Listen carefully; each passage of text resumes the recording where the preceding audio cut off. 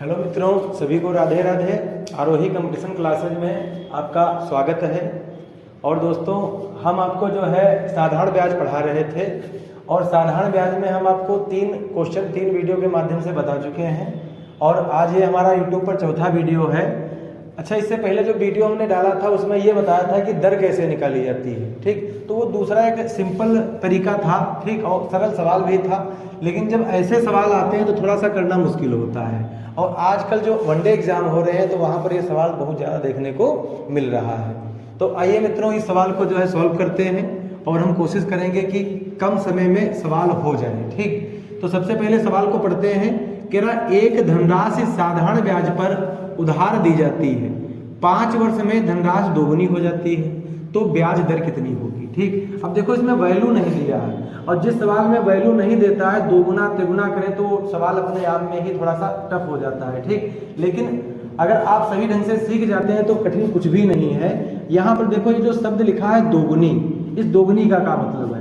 मतलब कोई राशि है, उस राशि को साधारण ब्याज पर उधार दिया गया है, ठीक, और उस राशि को जो है 5 वर्ष के लिए दिया गया है और 5 वर्ष बाद जो राशि है वो राशि क्या हो रही है? दोगुनी हो रही है, ठीक। तो हमको ये जो दोगुनी है, यानी कि जो गुना गुनी होता है, उसको हमें क्या मान लेना है? यन मान लेना है, ठीक। और यन में से 1 को घटा देना है और इसको जो है 100 से क्या कर देना है? गुणा कर देना है, ठीक। और जब हम 100 से गुणा कर देंगे तो ये हमारा क्या हो जाएगा? ये हमारा कुल ब्याज निकल के आ जाएगा। क्या निकल के आ जाएगा? कुल ब्याज। और कुल ब्याज काहे में निकल के आ जाएगा?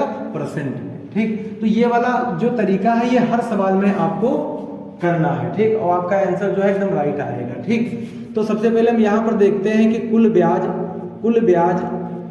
भाई हमारा क्या है? n-1 इंटू 100%, ठीक, बराबर n हमें क्या मानना है? गुना को मानना है। 2 गुना अगर है तो n की जगह पे हम 2 रख देंगे, ठीक। 3 गुना होता तो n की जगह पे कितना रखते हैं? हम 3 रखते हैं। तो यहाँ पर 2 गुना है तो 2 रख दिए और 2 में से 1 घटा दिए और गुणे क्या कर दिए? 100 कर दिए, ठीक। अब 2 में से जब 1 घटेगा तो 1 बचेगा और 1 की गुणा अगर हम 100 से करेंगे तो ये हमारा क्या हो जाएगा? 100% हो जाएगा, यानी कि 100 एकम 100। तो यानी कि हमारा जो कुल ब्याज है, कुल ब्याज जो है वो क्या हो जाएगा? 100% हो जाएगा, ठीक। अब वही जो तरीका इससे पहले वाले सवाल में बताए थे कि एक जो फार्मूला है वो क्या होता है? फार्मूला समझो या आपने यहाँ पे से मतलब जो है आप लगाते हो उसी तरीके से समझ लो, ठीक। रेट इंटू टाइम बराबर कुल ब्याज, कुल ब्याज, और ब्याज का है में परसेंट के रूप में। तो भाई टाइम हमारा कितना है? 5 वर्ष है, तो टी की जगह पे 5 रख देंगे। रेट हमारा पूछा गया है, कुल ब्याज कितना है? 100% है। कुल ब्याज कितना है? 100%। अब इस सवाल को सीधे आप काट लेंगे तो 5 एकम 5 और 5 दूनी 10, ठीक, ये 100 कट जाएगा। तो रेट हमारी कितनी आ जाएगी? 20% हमारी क्या आ जाएगी? रेट आ जाएगी, ठीक। और इस प्रकार हमारा जो आंसर हो जाएगा वो कितना हो जाएगा? 20%। तो भाई हमें नहीं लगता है कि इससे बढ़िया तरीका कोई हो सकता है, ठीक। बहुत बेहतरीन तरीका है, इस तरीके से आप बहुत जल्दी जो है सवाल को लगा सकते हैं।